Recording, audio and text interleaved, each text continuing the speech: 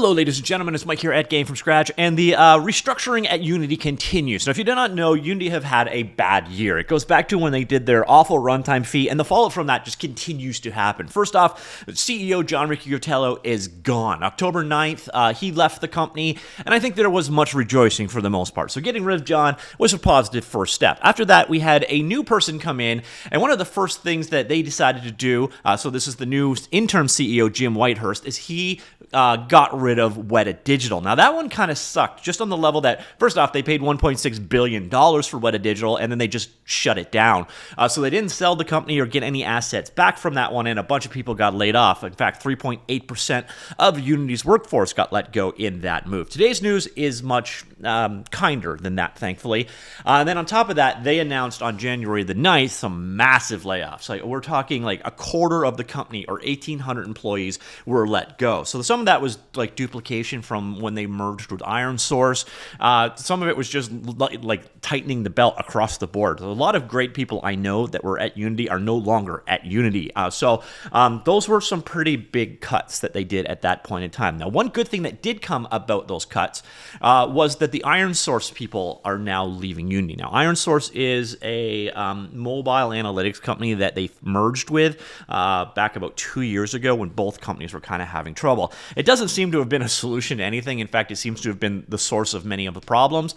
And a lot of people think that it was actually IronSource people that were behind a lot of the runtime things. There were some really scummy things that happened during the runtime thing, such as when they were like targeting customers using Unity that were using AppLovin, saying, well, we'll waive the runtime fee if you switch to IronSource products. Some really scummy things were at least suggested at that point in time, leading people to believe that some of these people, so these executives right here, were responsible for a lot of the calamity going on at Unity. So the fact that the IronSource influence was gone was quite nice. Another thing about this is that the new CEO said he's going to focus on their core industries. Well, that leads us to today's announcement that Unity have just got rid of their digital twins professional services team. And I think this team was actually a few hundred people. I'm not 100% sure exactly how big it was, but today's news is they are no longer in the digital twin market. So if you're wondering what the hell a digital twin is, I'll get back to that in just a second. But as someone who is focused on game development, I like this news. I like Unity focusing on the right areas.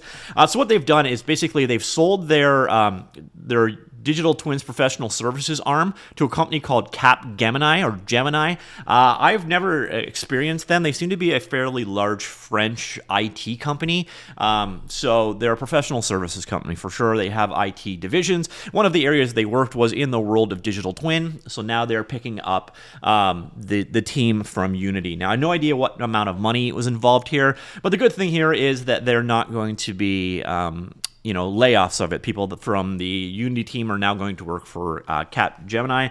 And theoretically, Unity won't lose any customers here because they use Unity in their own area as well. So transaction will accelerate the iteration and implementation of the market-leading real-time 3D visualization software for the industry application of digital twins.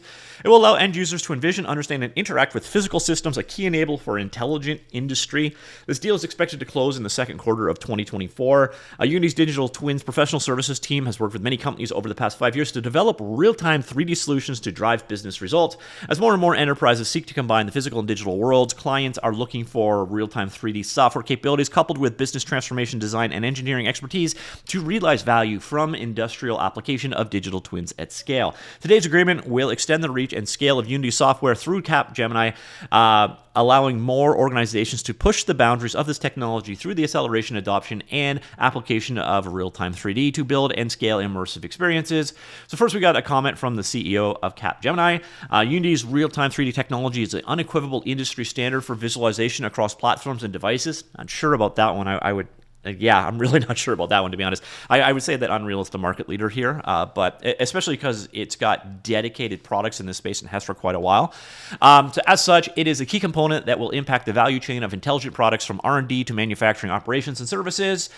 This new agreement with Unity will allow Capgemini to embed 3D visualization software capabilities into our high-end business transformation services to help clients realize the immediate and long-term benefits of intelligent industry. And then we have a a comment from Jim Whitehurst. It was weird. They're calling him CEO. I think he's still interim CEO, but maybe he's full-time now. I don't think so. But Unity has reached a point in its growth where the opportunity for us in the enterprise market was outpaced by our ability to scale fast enough to meet client demand.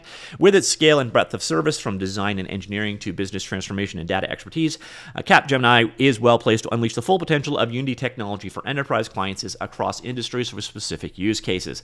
As part of the agreement, Capgemini plans to scale a range of sector-specific solutions that are currently in high demand, particularly relevant for automotive, consumer products and retail, energy and utilities, aerospace and defense, healthcare and life sciences, and industrial products and manufacturing. Tailored offerings are expected to include blah, blah, and blah. Now, one thing I want you to notice here is these sectors. And this is kind of one of those areas where a lot of people were like, Unity has lost its way. Like over the last couple of years, when I went to Unite like 2 years ago, they had a lot of things about, again, digital twin crap, and the entire audience hated it, absolutely. Going back a little bit further, there was that Unity doing stuff for the Department of Defense.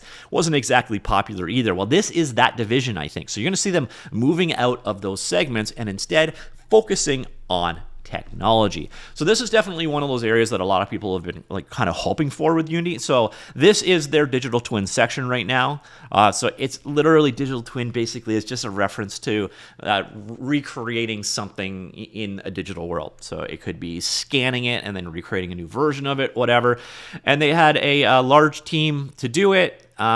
It's no longer there. So this is going to be sent off to Capgemini. They're going to get out of these segments. And I think that, again, from a game development perspective, this is good news. This means that Unity, as a lighter, svelter, more focused company, is focusing on their key demographics. So what are those key demographics of this world? And right now, I would say game engine and mobile ads. And that's it. That's where they're focusing right now. And of course, the software as a service stuff, like leaderboards and matchmaking and that kind of stuff as well. The multiplayer support stuff. But just a core focus on gaming technology is a good thing. And I do view most of this stuff as secondary sources, areas of confusion, etc.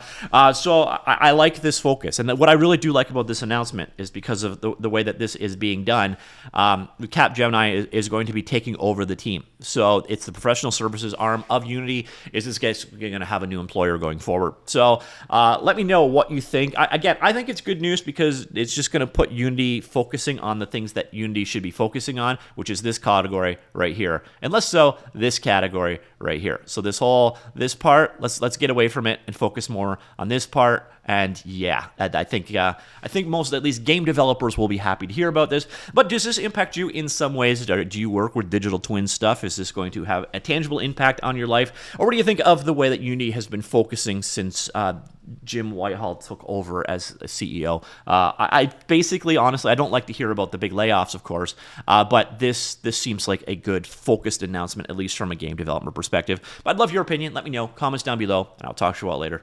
Goodbye.